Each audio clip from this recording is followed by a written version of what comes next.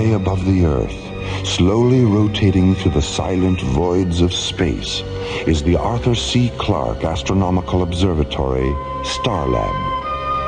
Here, the International Space Authority, ISA, watches over an eternity of uncharted galaxies and the countless planets orbiting within their starlit borders. For 6 days and nights, 2 drone laboratory pods, the Osiris and the Anubis, have been floating in a safety orbit 1,500 kilometers beyond Starlab. Aboard the Anubis, physicist Paul Kramer is completing a dangerous hydrogen plasma experiment.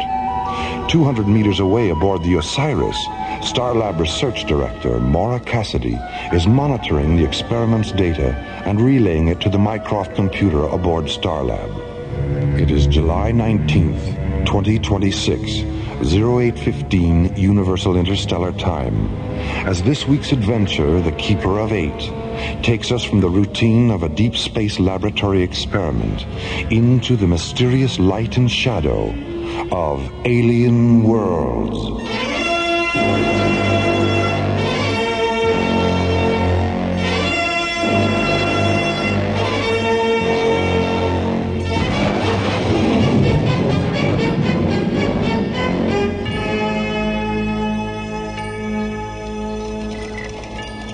Paul, check the plasma chamber seals again. I'm still getting a red light on number 4. I read 000 across the board, Maura. There must be an indicator malfunction on your end. Let's cross-check it. Osiris to Starlab. You there, Valerie? Valerie?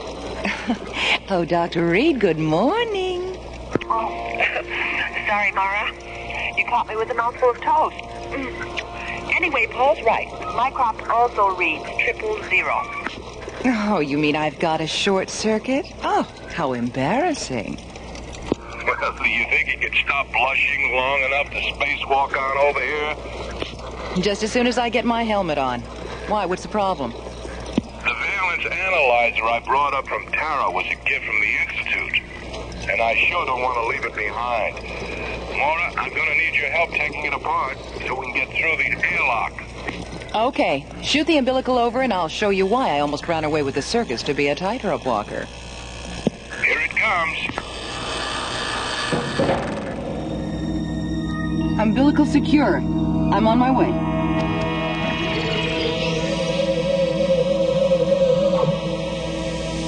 Depressurizing her airlock, Maura swings open the hatch and floats from the zero-gravity interior of the Osiris into the starlit vacuum of deep space.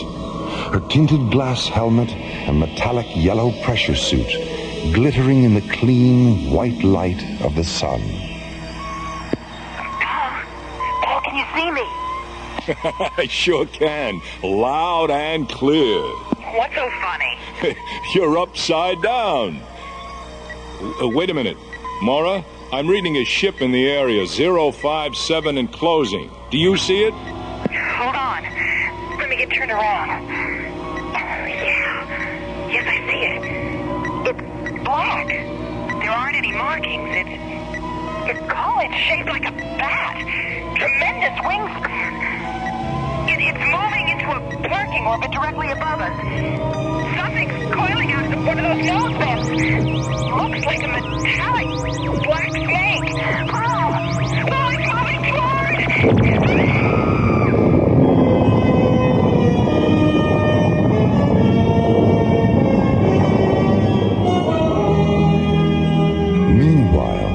Nearby Stargazer security station, Captains John Graydon and Buddy Griff, unaware of what has happened at Vector 448, inspect the new ISA Deep Space Interceptor, Solaris. 4 Alpha Sunburst engines, primary and secondary energy absorbent field generators, high-density particle deflectors. Hey, this baby's really loaded. Yeah, hard beam photon shielding, 5 dual laser turrets, and a modified Starsmith Parsec accelerator. Now tell me, buddy, what more could you ask for in a ship? How about a Michelle and a Mitzi? A what? A Michelle and a Mitzi. Is that some kind of top-secret equipment I haven't heard about? Not exactly, Skipper. Michelle and Mitzi are those two terrific-looking inspectors standing over there. Oh. And from where I stand, their equipment is anything but secret. Buddy, just between you and me, have you ever been accused of having sexist leanings? Let me put it this way, Skipper. Attention all paramedic search vessels. This is an emergency rescue alert. Pilots and crews report to the information office in your sector. Captains Graydon and Griff, please contact the bridge. Come on, buddy. Let's use the radio aboard the Solaris. Right.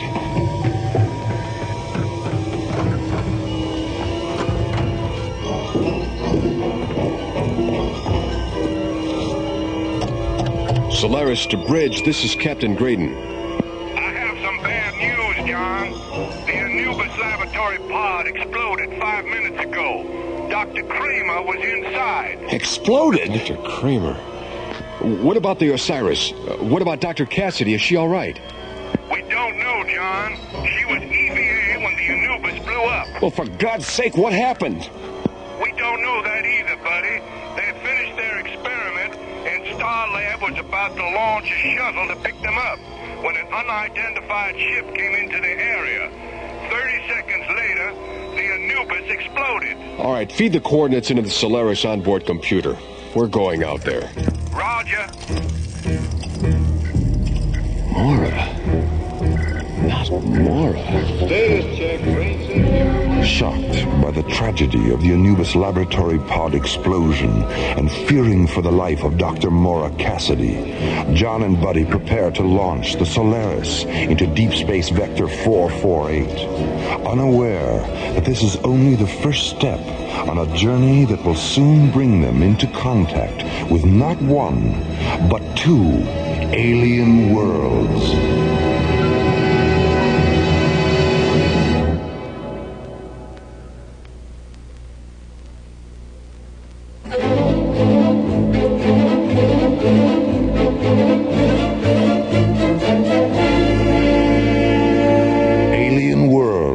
Continues. Two drone laboratory pods, the Anubis and the Osiris, float in a safety orbit beyond Starlab. Aboard the Anubis, Dr. Paul Kramer has just completed a dangerous hydrogen plasma experiment. Dr. Maura Cassidy has left the Osiris and is spacewalking between the two pods. Suddenly, an eerie, bat-shaped vessel appears from the dark vacuum of space and lashes out at the Anubis with a gleaming metallic black tongue. The Anubis erupts in a fury of twisting light and shattered metal. Dr. Kramer is killed instantly.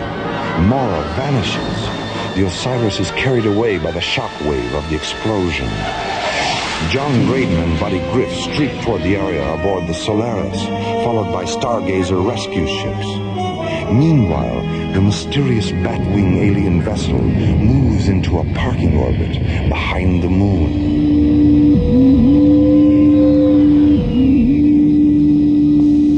What quantity of hydrogen plasma was withdrawn from the Earth probe by our penetrator before the explosion? 2,000 fusion qubits. Enough to fill the planet generators of every ship in the Armada. Enough for every Shadow Sentry, Light Assassin, Scan Watcher, and Penetrator Guide who wears the dark armor of Draconia. I wonder what the humanoid was doing with so vast a quantity of concentrated hydrogen. No matter. Mosk, convey my compliments to the Scan Watcher who detected the pod, and to the Penetrator Guide who withdrew the hydrogen with such unusual skill. I accept your thanks on their behalf, my lord. Mosk, has there been any sign of the Keeper? Not since we entered this galaxy. Perhaps we've slipped away from him. Don't fool yourself, Mosk. He's clever. Extremely clever. He'll find us, eventually. And when he does, he'll do everything in his power to prevent us from reaching the hydrogen fields of Terra. How much time will you need to assemble the Armada? It can be done within 4 solar days. Then do it. Yes, my lord. Where are you, Keeper? In this galaxy? On Terra? Or perhaps you're down there, on the dark side of the moon. As Mask prepares to assemble the Draconian Armada for an assault on Terra, and Warp fantasizes about a mysterious pursuer known only as the Keeper, John and Buddy enter Vector 448 aboard the Solaris and begin their desperate search for Maura Cassidy.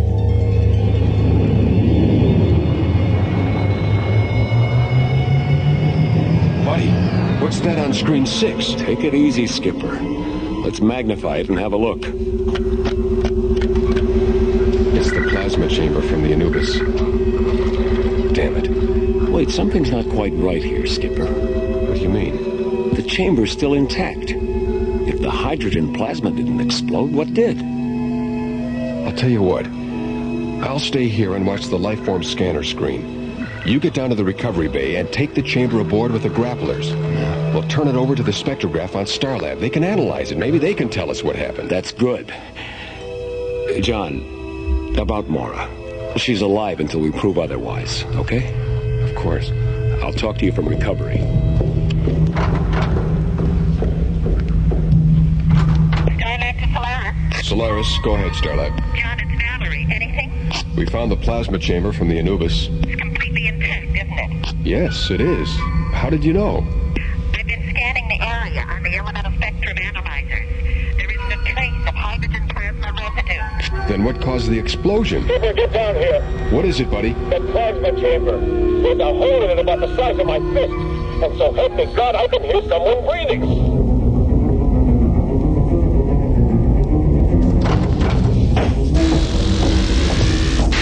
Buddy, Skipper, grab that other pulse wrench off the wall. We've got to get this thing open. Where's the hole? There, on the other side. Listen. Come on, Skipper, come on.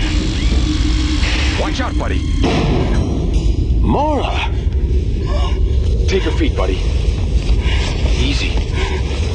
Skipper, the whole left side of her helmet is split open. Maura, can you hear me? Get her gloves off and check her fingernails. They're normal, Skipper. No sign of anoxia. Her lips are normal, too. Let's get her out of the suit.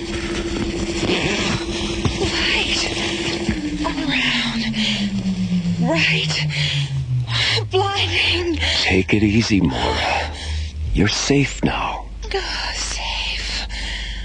I'm safe. Inside. Now. Buddy, hasn't it hit you yet? What? We just took Maura out of a 1-ton plasma chamber, hermetically sealed from the outside, with no way in except through a 6-inch hole. Now, how in the name of God did she get in there?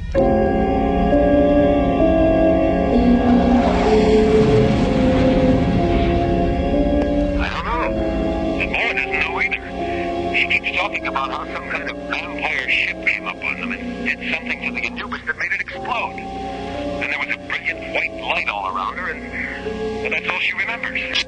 You're sure she's all right? Positive. The body scan John did on her in the medical chamber showed that everything was perfectly normal. Well, Dr. Rossiter wants to examine her anyway, so take her directly to sickbay when you dock.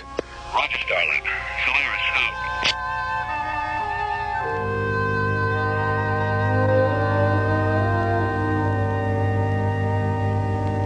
I know what Dr. Rossiter said, Maura, but I think you should take it easy for a day or two. John, I feel fine. You better get some rope, Skip. Looks like we're going to have to tie her down. Hi, Maura. How you feeling? Oh, Valerie, am I ever glad to see you. What have you got there, Valerie? Your report. I'd like to go over it with you. Come on, buddy. We've got work to do. We'll be down in Docking Bay 4 if you need us, Maura. All right, see you later.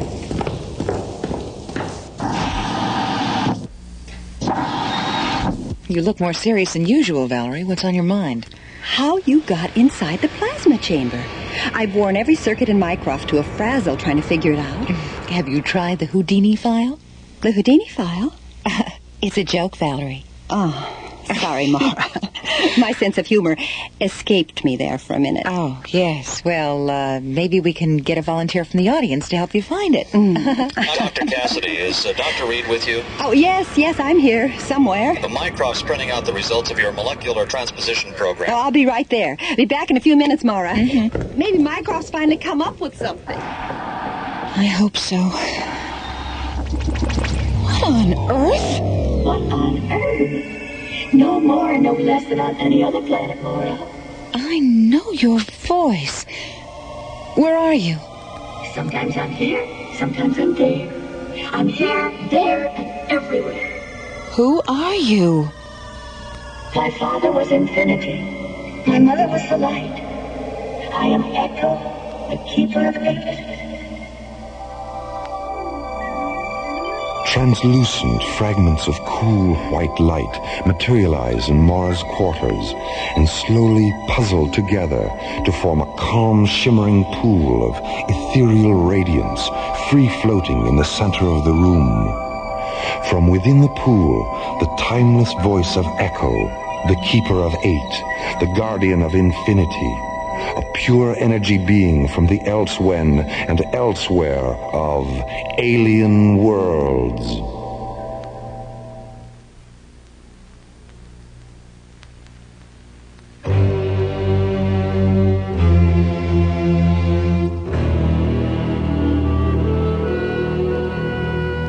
Alien Worlds continues. A mysterious alien vampire ship has destroyed the laboratory pod Anubis, killing physicist Paul Kramer. Floating in space near the Anubis, at the moment of its destruction, Mora somehow escapes death and is found by Buddy and John, sealed inside a plasma chamber from the Anubis. Her presence there, a logical impossibility. Now, after being taken back to Starlab, alone in her quarters, Mora suddenly finds herself in the presence of Echo, the keeper of 8, a free energy being who has suddenly manifested in the form of a radiant pool of floating light. I am the last of an ancient race of Star Watchers, a refugee from a parallel universe, destroyed in the subvoid annihilations that created the star system. A parallel universe? You mean there used to be more than one? There still are, Mora. Hundreds of them. Beyond the time-space continuum of this one. What are they like? You know that as well as I do. I don't understand. You dream, don't you? Yes, I dream. And when you do, you pass from the illusion of one universe into the illusion of another. And then another. And then another.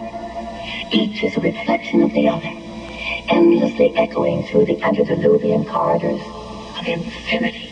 What happened during the explosion?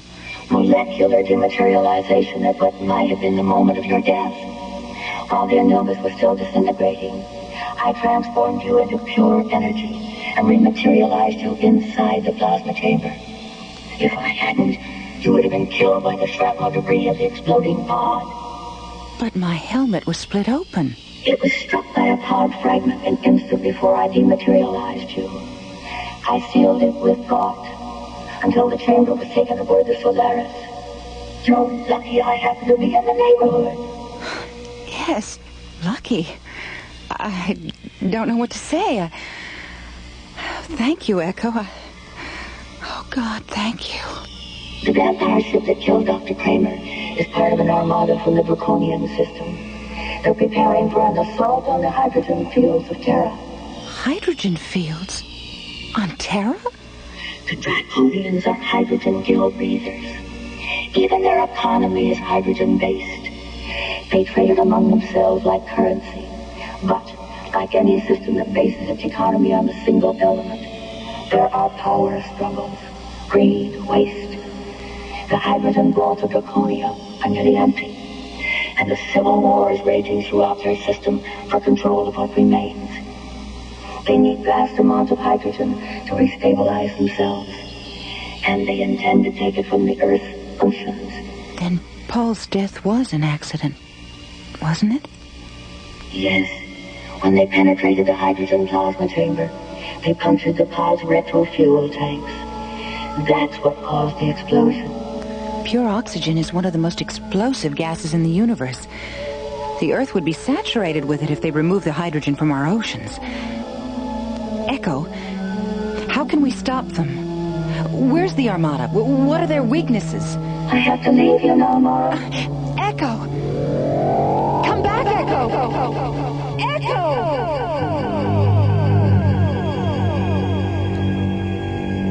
Echo? He called himself Echo? Are you absolutely certain you weren't having some kind of delayed stress reaction? John, you know me better than that, and I know me better than that. I believe you, Mora. I just wanted to be sure that you believed you. It all fits, Skipper. The problem now is how to deal with the Draconians. We don't even know where they are. I don't think that Draconian ship is very far away. Oh, Valerie, I forgot you were listening. Why? What makes you say that? The element scanners are reading a first magnitude concentration of hydrogen somewhere behind the moon. That might be it. Well, there's only one way to find out. Mora, do you feel up to a little ride in the Solaris? I certainly do. I'll meet you in the launch bay after I talk to Commissioner White. Hey, what about me? I don't know, Valerie. It could be dangerous. Danger is my middle name. Oh, I thought Daphne was your middle name. Oh, Mara. Okay, you can come along. Meet me in the communications center. Mora, is her middle name really Daphne? I was just kidding, buddy. Her middle name really is Danger.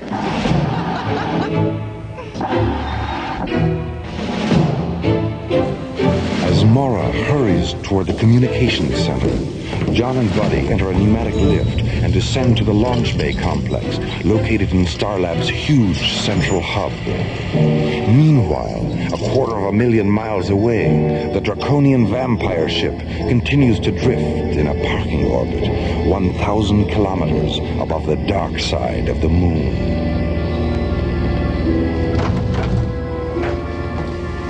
With your permission, my lord. Yes, of course, Musk. My time is yours. The Armada will enter this star system 2 solar days hence.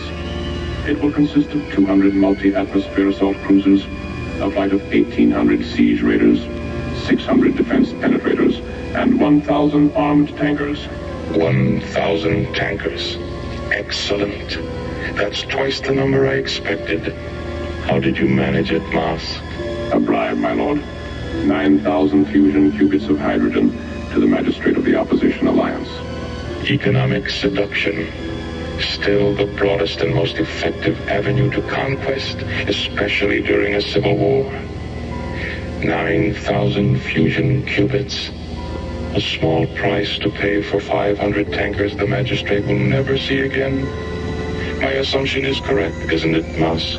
Yes, my lord. Our shadow sentries boarded the opposition tankers and neutralized the crews as the Armada was passing through the Twilight Meridian. Of course. The Twilight Meridian.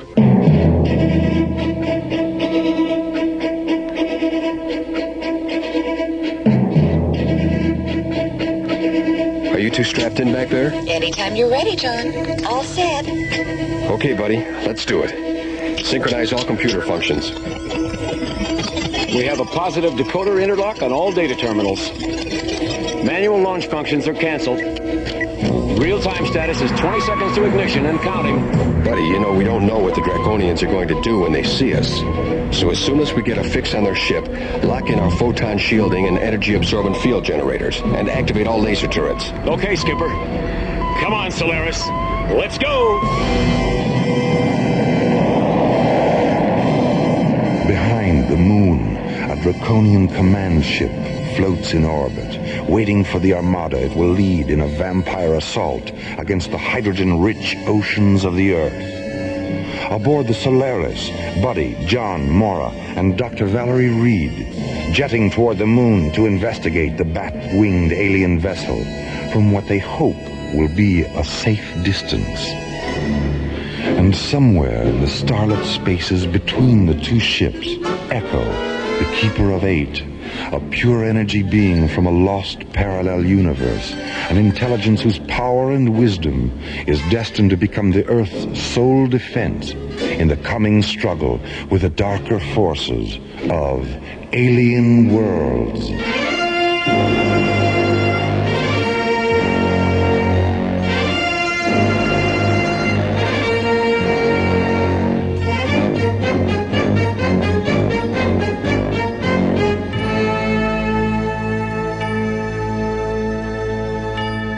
The Keeper of Eight was based on a story by Skip Press and written by Ron Thompson. Associate producer Jeff Allen. Music director Tom Rounds. Engineer Stu Jacobs. Assistant to the producer Laurie Tyler. Technical consultant Peter Sky. Alien Worlds was created, produced, and directed by Lee Hansen and is distributed by Watermark Incorporated. And so, until next time, this is Roger Dressler inviting you to join us for the conclusion of The Keeper of Eight on Alien Worlds.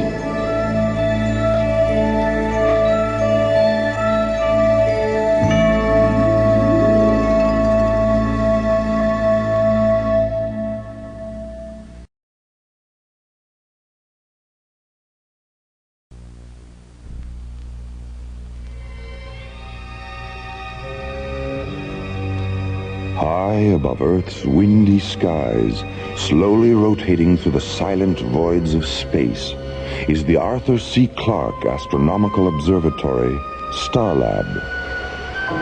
1,500 kilometers beyond Starlab, 2 drone laboratory pods float in a safety orbit.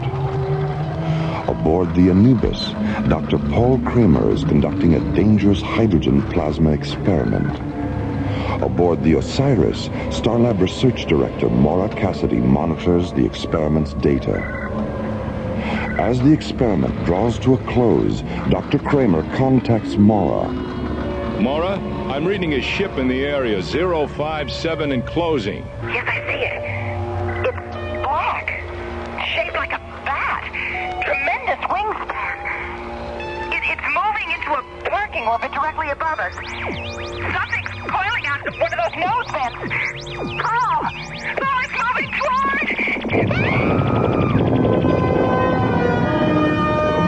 The Anubis erupts in a fury of twisting light and shattered metal, killing Dr. Kramer instantly. News of the tragedy is flashed to Captains John Graydon and Buddy Griff at the nearby Stargazer security station. The 2 pilots jet toward the area of the explosion aboard the new deep space interceptor Solaris, while the bat-winged alien vessel moves into a parking orbit behind the moon. What quantity of hydrogen plasma was withdrawn from the Earth probe by our penetrator before the explosion? 2,000 fusion qubits. I wonder what the humanoid was doing with so vast a quantity of concentrated hydrogen. Meanwhile, John and Buddy have located the plasma chamber from the Anubis. And as John watches the life form scanner screen, Buddy takes the chamber into the ship's recovery bay with magnetic grapplers. Suddenly... Skipper, get down here. The plasma chamber. There's a hole in it the size of my fist. And so help me God, I can hear someone breathing. John rushes to the recovery bay where he and Buddy frantically unseal the huge plasma chamber with high-speed pulse wrenches. Inside, they find... Maura! Light. All around. Bright. Blinding. Take it easy, Maura. You're safe now. Oh, safe. I'm safe. Inside.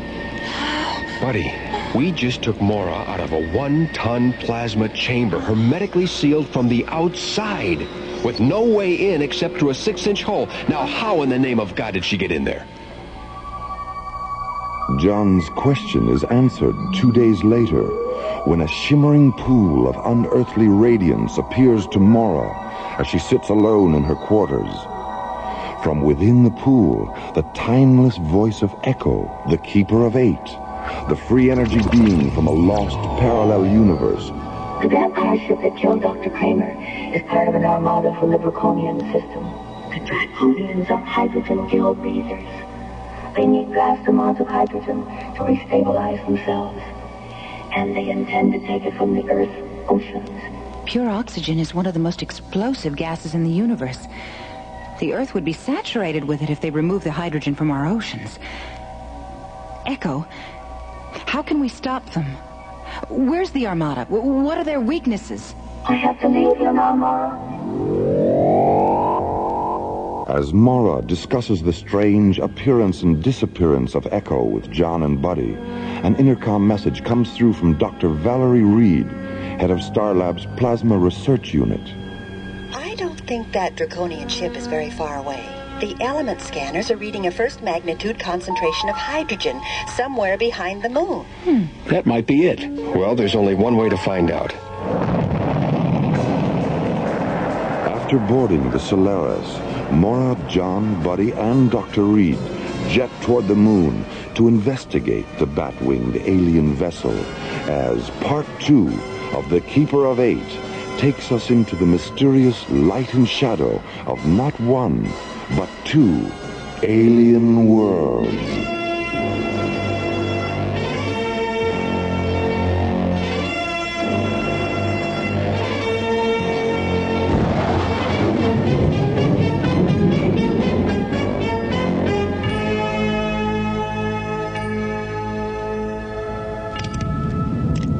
Solaris to Starlab. Starlab, go ahead, John. Our scanners have just locked onto the draconian ship. It's hovering 50 kilometers above the Lucas Kubrick crater chain. THX coordinates 1138 at subvector 2001. We're locking in now. Thanks, Jerry. Solaris out. John, Valerie and I are getting a little edgy back here. Isn't there something we can do? How about a snack? Oh, buddy, how can you think of food at a time like this? It's easy. I'm hungry. Skipper, is there an Echo in here? There is now, buddy. Mora? Incredible. What is it, buddy? Would you believe a mysterious pool of talking light? Echo? Hello, Mora. Hello, Valerie. We'll be there in a flash. You certainly will. Mora! Valerie! Oh, Echo, that was fantastic. Wow, what a rush. I'm glad you enjoyed it. Echo, how do you get people from one place to another so fast? Laura knows. She's been through the process before. Echo, I'm beginning to feel a little strange. So am I. Me too. What's going on? You're all about to enter a metamorphic coma. And when you return to consciousness, you'll discover that in addition to being oxygen breathers, you'll be right at home in a hydrogen environment as well. But why? You'll see. Pleasant dreams.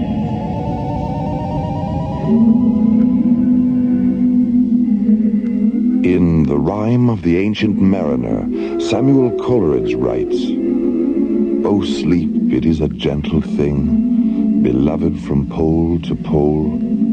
She sent the gentle sleep from heaven that slid into my soul." A poem from the distant past, perfectly echoing the deep metamorphic future sleep that silently enfolds Mora, John, Buddy, and Valerie on the extraterrestrial frontier of an alien world.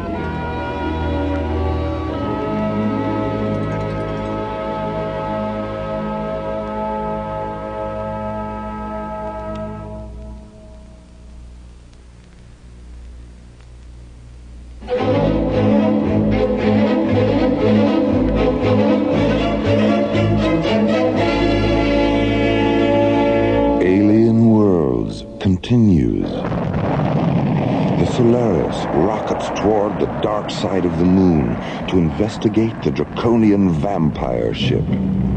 8 minutes away from visual contact with the alien vessel, Echo, the Keeper of Eight, materializes and subjects Mora, John, Buddy, and Dr. Valerie Reed to molecular transmutation. A few moments later, they fall into a deep metamorphic coma that will radically alter their cellular pathology and body chemistry. A transcendental sleep from which they will awaken with the ability to breathe lethal hydrogen.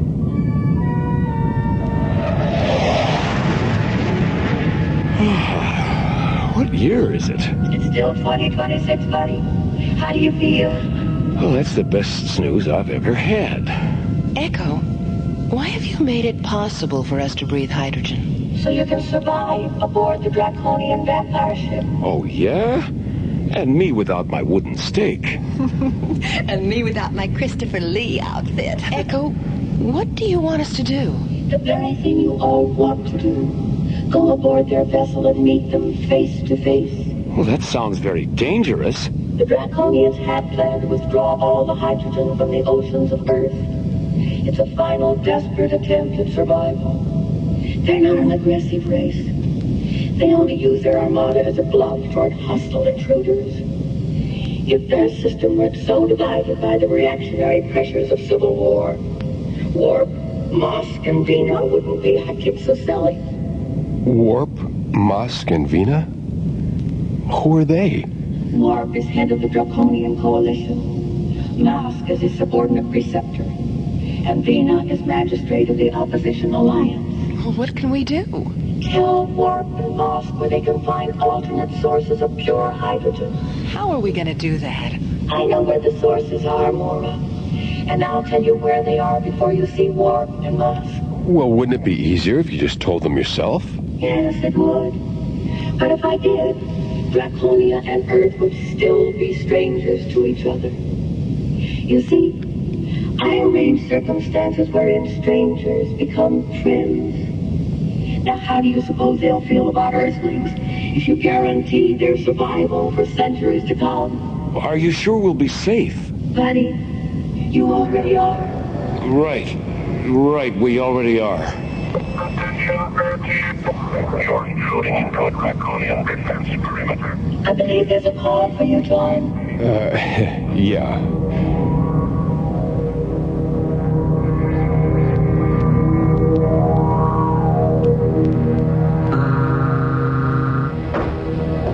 With your permission, my lord. My time is yours, Mosk. The Earth vessel is holding its position. Is it a fighting ship? Yes, my lord. 5 binary laser turrets and an ancillary system of particle beam injectors. Then our destruction is a certainty. The Earthlings don't wish to engage us, my lord. They've asked permission to come aboard. For what reason? They claim to have information that will ensure the survival of Draconia. Without going to war? Yes, my lord. Without going to war. What is your opinion, Mosk? They know why we're here. They even know our names. Those 2 facts alone lead me to believe they've had a visitation from the Keeper. The Keeper wasn't always our enemy, Mosk. Yes, my lord. Chaos. Desperation. Oh, this terrible civil war. We've gained more than we've lost, my lord. Yes, but our methods. Why were we so blind and arrogant, Mosk? We should have begun our search for alternate sources of hydrogen half a century ago. Yes, we should have listened to the Keeper then. Perhaps the Earthlings are giving us one final chance to listen now. Have them come aboard, Mosk. Yes, my lord.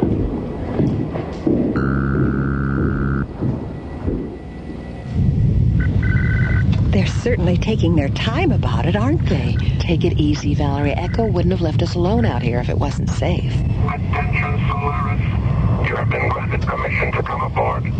Guide your vessel under ours and enter through the illuminated docking bay.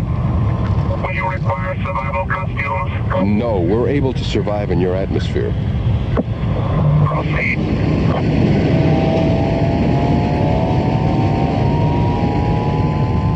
Firing the inertia rockets of the Solaris, John slowly guides the sleek white interceptor under the huge black draconian ship and enters a docking bay illuminated with diffused violet light. As the shadow sentries stand silent, Mora, Buddy, John, and Valerie move into the airlock of the Solaris and prepare to enter the hydrogen strange atmosphere of an alien world.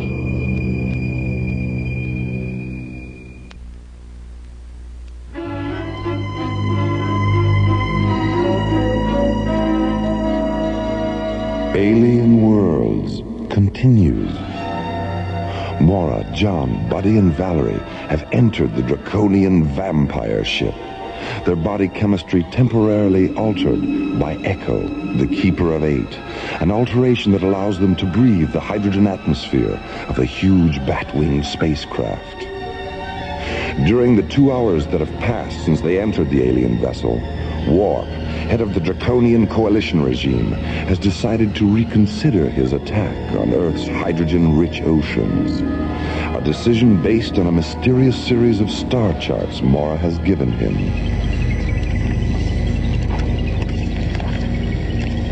Forgive my skepticism, Mora. Are you absolutely certain these star charts are accurate? I'm positive, Warp. Well, we'll know soon enough. I didn't realize there were so many sources of hydrogen within our own galaxy. This planet here, it's uninhabited. Its atmosphere is hydrogen pure, and it's only a fractional light year away from Draconia. With your permission, my lord. Yes, Blur. What is it? I've just received a report from our equatorial observatory. The 3 planets are there, just as the star charts indicate. Thank you, Blur. Why didn't we notice them before? Well, to be perfectly honest, Warp, they weren't there before. You confuse me. The Keeper of Eight. So, the creation of these planets is his work. He didn't create them, Warp. They already existed. He simply borrowed them from the Turellian system. With your permission, my lord. Come in, Mask. Contact the Armada. There will be no war with Terra or any other planet. We're going home. Oh, thank goodness. A few moments later, Warp's message is flashed to the Draconian Armada as it enters Jupiter space. 200 multi-atmosphere assault cruisers, 1,800 siege raiders, 600 defense penetrators, and 1,000 armed hydrogen tankers slowly break formation, turn 180 degrees, and regroup near Callisto, one of Jupiter's 9 moons. The Armada's new course? Draconia, by way of the Twilight Meridian. Meanwhile, in the launch bay of Warp's command ship, Mora, John, Buddy, and Valerie prepare to board the Solaris for their return flight to Starlab. It's unfortunate that we couldn't have spent more time together, Mora. Well, we'll have plenty of time together at the beginning of Terra's new solar year, Warp. I don't understand. 6 months from now, an intergalactic congress will convene on Starlab. I'm going to arrange for Draconia to be represented. Thank you, Mora. I only hope that... Lord. Mask. What's wrong? A communique from the Armada. As it was leaving Jupiter space, it passed a flight of Opposition Alliance tankers and siege raiders. Vina is proceeding with the assault on Terra. Wasn't she told the Keeper has provided? She dismissed the information as a deceit tactic to prevent her from reaching Terra before we do. Then it looks like we're right back where we started. Buddy, where are you going? To use the radio in the Solaris. Somebody has to tell Stargazer to scramble those interceptors. That's my boy. Pilots and crews, attention. This is a priority combat alert. Launch factor, red. Rendezvous with Solaris at THX coordinates 1138, subvector 2001. As 3 squadrons of SET interceptors bank away from Stargazer and jet toward the dark side of the moon, John, Buddy, and Warp board the Solaris and blast out of the Draconian command ship's launch bay. The guidance thrusters on all our ships are located in outboard wing pods. By disabling any 2 pods on either wing, the ship will be unable to maneuver and will be forced to withdraw from combat. SET leader to Solaris, we have you inside, over. Max, is that you? In person, John. what's happening? There's a flight of Draconian ships between Jupiter and Mars. Subvector coordinates 047. Target grid Alpha 9 or 6. Attack pattern Omega Blue. Now this is a non-lethal engagement, Max. Direct your fire at their wing pods only. Roger, wing pods only. Okay, let's go.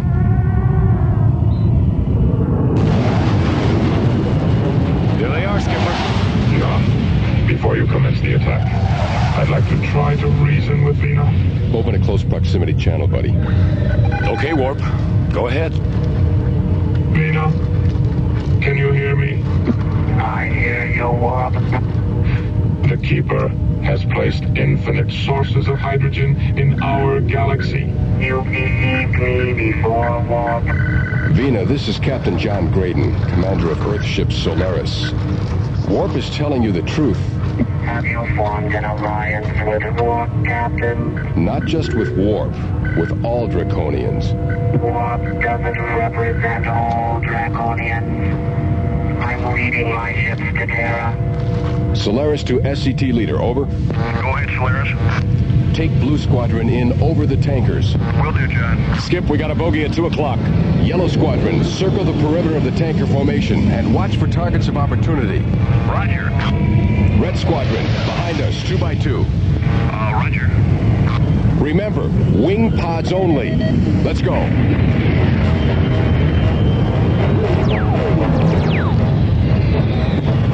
Dive out of there, Blue 4. I'll take the other pod.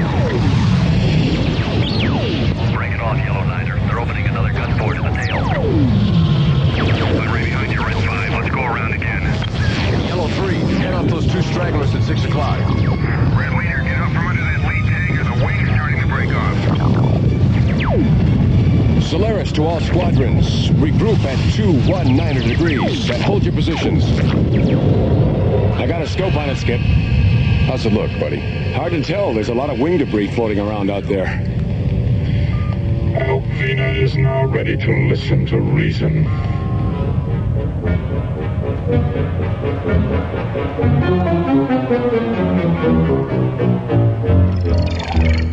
Vox, have you a casualty report? There are no casualties, Vina. Neither death nor injury. It appears that the attack objective was to disable our ships, not take lives. I don't understand. You haven't understood for a long time, Vina. Echo. Vina. Vina, whatever am I going to do with you? You're such a fool. Am I? Yes. And a stubborn one at that. The Earthship attack wasn't calculated to destroy you. Only your belief in armed force. And your conceit that you are right and Warp is wrong. War never determines who's right, Vina. Only who's left.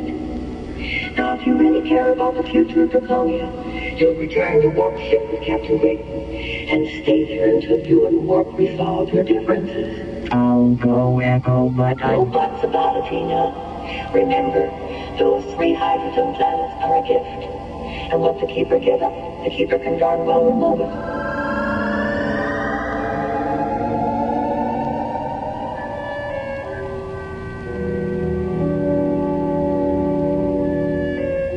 You mean you've been trying to get these two together for 50 years? That's right, Nora. Half a century ago, I proved to Warp that Draconia's hydrogen will be totally depleted within 35 solar years. He said that was more than enough time to find alternate hydrogen sources and went on about his business. Then I told Nina, who finally made it known to the entire planet. But she turned around and used it as a political issue to agitate against war. How many times over the past 50 years have you tried to bring them together? I lost count, which for me isn't easy. I finally left them alone to learn their lessons the hard way. But when they decided to extend their foolishness to Terra, I came out of retirement. I'm glad it's over, Echo. yes, thank you for returning us to ourselves.